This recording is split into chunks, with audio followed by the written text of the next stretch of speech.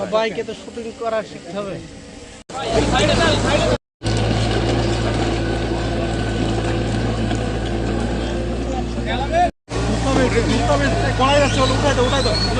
একটু পিছায় না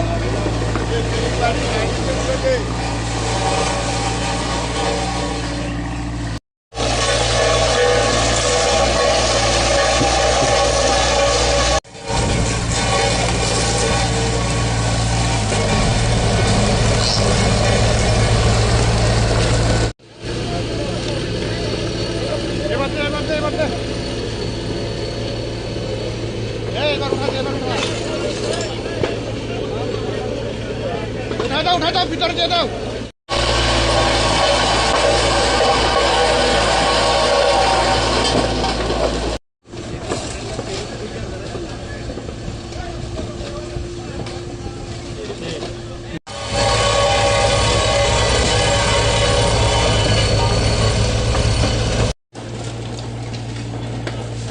সারা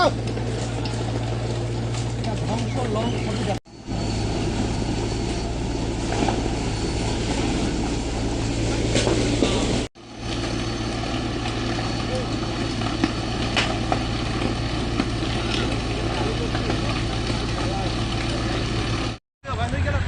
না না আমি একটু কন্টেন্ট ক্রিয়েটর করছি। আসি গাড়ি দাও।